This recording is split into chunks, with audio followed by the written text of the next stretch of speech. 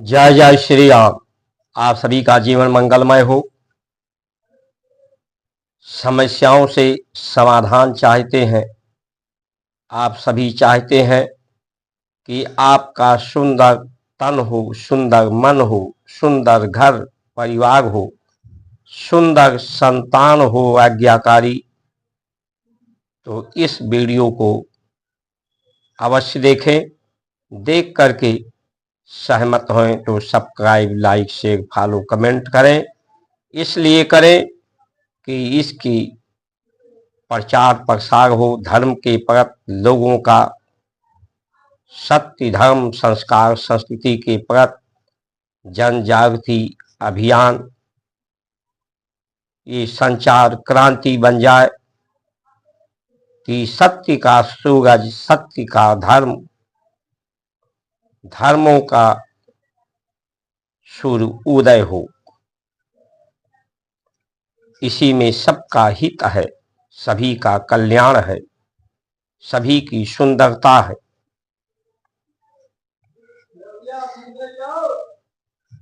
भावी प्रबल बिलख कहो मुनिनाथ, जस अपजस जन्म मरण लाभ हान विधिहात। इस संसार में सबसे बड़ी समस्या बेईमानी है। सबसे बड़ी समस्या बेईमानों से है।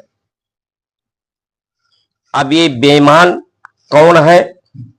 ये बेईमानी करने वाले बेईमान लोग भी तो हमारे ही अपने हैं। और ये बेईमानी का आधार ही ये संसार है। बेईमानों का आधार ही ये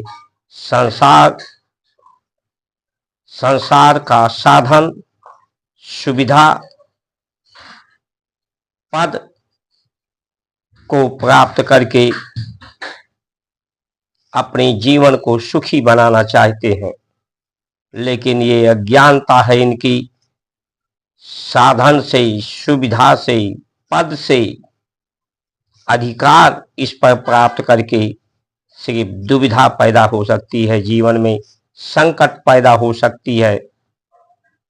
क्योंकि आनंद तो अभियान तक अंदर आनंद है, परमानंद है। वो स्फुटित होकर के उसके रूप को, स्वरूप को जान करके पूरे जगत को एक रूपता, एकजुटता में संयोजना ही धर्म की नीति है। ये बेईमान इंद्रियां हैं, नारी है, नारी बेईमान है।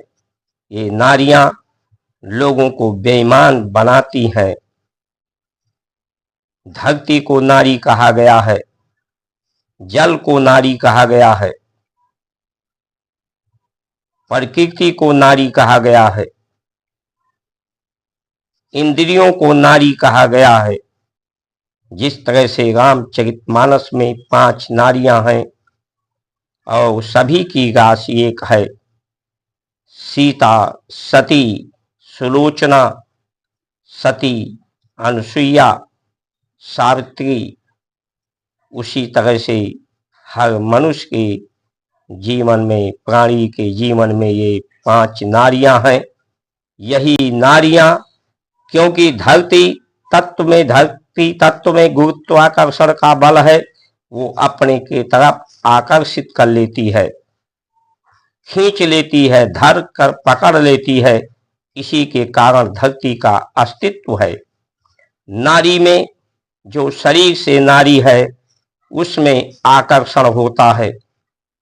अपने सौंदर्य को दिखा करके वो लोगों को आकर्षित कर लेती है। जो रस है संसार के, जल तत्व हैं, वो भी लोगों के स्वाद इतना सुंदर है कि लोगों को आकर्षित कर लेते हैं।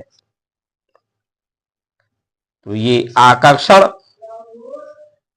ही व्यक्ति को सुख सुविधा साधन के प्रति आकर्षित करता है।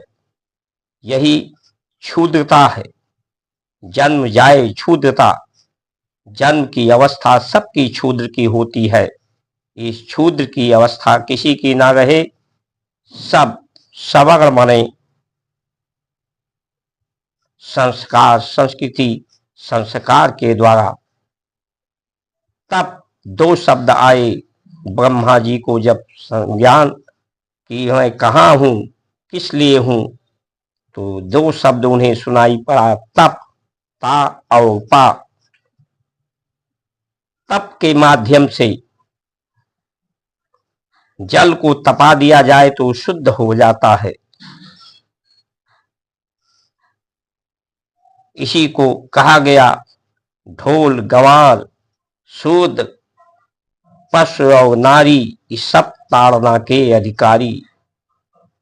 इनको तपाया जाए, नारी को सेवा से सत्कार से जोड़ा जाए।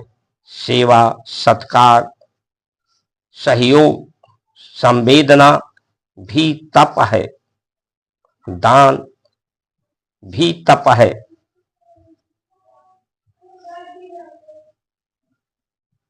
तब ये जो पेट में अग्नि है, इसी अग्नि के कारण ही भूख का अनुभव होता है। ये भूख भागने के लिए नहीं, ये स्वाहा करने के लिए है, पवित्र करने के लिए है। भूख को सहने की, भूख की तड़प को सह करके इसमें स्वाहा करके इसे स्वधा सुधा बनाने की उपदेश है। इसलिए ये जो बेईमान और बेईमानी की अवस्था है, इनमें सुधार करने की आवश्यकता है। सकल धाम मोक्ष कर द्वारा परिजन परलोक सुधारा। लोक को मंगल के लिए इसमें सुधार की आवश्यकता है। और ये सुधार हमारी संस्कार संस्कृति का अनुभव है। कहो भवानी अनुभव अपना, हरि भजन जगत सब सपना। ये संसार सपना है। सपने से जब जग जाओगे तो जगत जागे तो जगत जाए हेराई। जगत का सपना टूट जाता है। लोग जन्म मरण जस अपजस लाभ हानि की चिंता से मुक्त हो जाते हैं, सत्य से युक्त हो जाते हैं। तो इनमें सुधार करने का जो अभ्यास अनुभव अनुष्ठान है, जो गुरु विद्या गुरुकुल विद्या के द्वारा धर्म का दान का सदुपयोग गुरु विद्या के लिए, गुरुकुल विद्या के लिए गौ का जो गोबर है, गोमूत्र है, संसार के अवशेष से मिला करके उन्हें सुगंधित किया जाता है। कूड़े कचरे को, गंदगी को, गंदगी को भी सुगंधित में परिवर्तित किया जाए। गंदगी में ही गुलाब का फूल खिलता है। इसे धरती में डाला जाए तो धरती में सूर्य की किरणें धरती के गर्भ तक पहुंचती हैं। ये जैविक जीवाणु पैदा होते हैं जो धरती में छेद कर देते हैं, जिससे धरती में जल वायु आकाश तक धरती के गर्भ तक जाता है, जहां वो शुद्ध भी होता है, पवित्र भी होता है, शीतल भी होता है। इसीलिए हमारे ऋषियों ने यज्ञ करके प्रकृति को सुगंधित, प्रकृति को बेईमानी से, ये धरती बेईमान है, प्रकृति बेईमान है, इनकी बेईमानी की अवस्था को सुधार करके सबको सत्य के की समझ देकर सत्य का अभ्यास करा करके अष्टांग योग करा करके सब में योग्यता सुयोग्यता सत्य के सुयोग बनाया।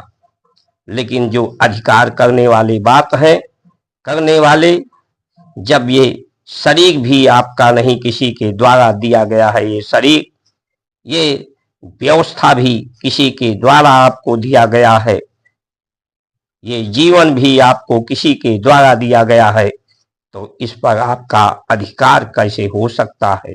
जैसे कोई आपको घर मकान दुकान दे दे, बैंक से लोन मिल जाए आपको व्यापार करने के लिए, उसके बाद देने के बाद आप उस पर अधिकार जमाने लगे कि ये मेरा है क्योंकि मुझे मिल गया है, किसी ने दे दिया है, किसी के दे दिया है, तो वो अधिकार नहीं है। जिसने दिया है, देने का जो कारण है वो एक लक्ष्य है, एक लक्षण है, और वो लक्ष्य है कि सत्य ही सुंदर है, सत्य ही कल्याणकारी है। तन सुंदर, मन सुंदर, चित्त बुद्धि सुंदर, घर परिवार सुंदर, संसार सुंदर और कल्याणकारी हो, यही लक्ष्य है। जिसने दिया है, जिसने आश्रय दिया है, उसके आश्रय का कारण और उसका आशय यही सत्यम शिवम सुंदरम है। इसलिए हम सभी लोग इन बेईमानों की व्यवस्था बनाने वाले, अधिकार प्राप्त करने वाले, जो फंडामेंटल राइट की बात करते हैं, इनकी जय जयकार करके, इनका साथ सहयोग देकर, इनकी सभाओं में जाकर के पाप के भागी न बने, धर्म के मार्ग में संकट न पैदा करें, धर्म संकट में जीवन न डालें, इनसे सावधान सतर्क रहें।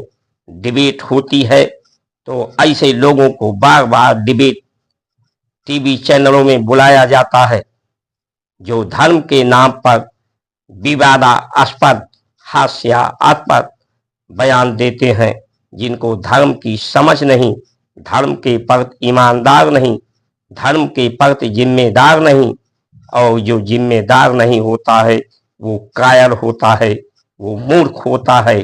ऐसे मूर्खों कायरों की बेईमानी हावी होती जा रही है, ये लोगों की हैबिट बनती जा रही है, यही भावी होती जा रही है, यही भावी है जो प्रबल बिलख कहो मुनिनाथ।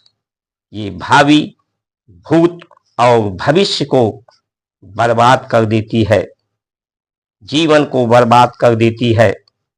इसलिए इस बर्बादी से बचने के लिए, इस तबाही से बचने के लिए, जब धर्म से लाभ, धर्म का लक्षण, धर्म का लक्ष्य ना पूरा हो तो धर्म का हानि हो माना जाता है। धर्म वही है जो पूरे जगत का हित, जगत का लाभ पहुंचाए, प्रकृति को, धरती को, ब्रह्म को, ब्रह्मांड को, सकल पदार्थ है जगमाही, कर्महीन नर पावत नाही। जिनके जीवन में सत्य कर्म नहीं है, सब कुछ उपलब्ध होने पर भी उन्हें कुछ नहीं मिलता। इस संसार में जो भी जानने पाने, अधिकार पाने के बाद भी संतुष्टि नहीं मिली तो क्या मिला? परिपूर्ण नहीं हुआ जीवन तो क्या मिला? इस संसार को तो जर्जर की अवस्था में, चिंता की अवस्था में एक न एक दिन सबको छोड़ के जाना है, तो क्या मिलेगा? शून्य ही, संसार का परिणाम शून्य ही है। इसलिए ऋषियों ने हमारे अनिवाच्य विश्रामा हनुमान जी की जो शक्ति है, वो अनिवाच विश्रामा, जब शब्द का वाचन विश्राम हो जाता है,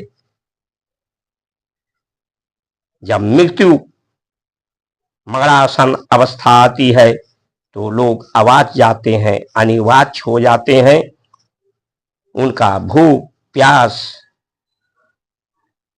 समाप्त होता है, आंखों से देखना समाप्त होता है, कानों से सुनना समाप्त होता है।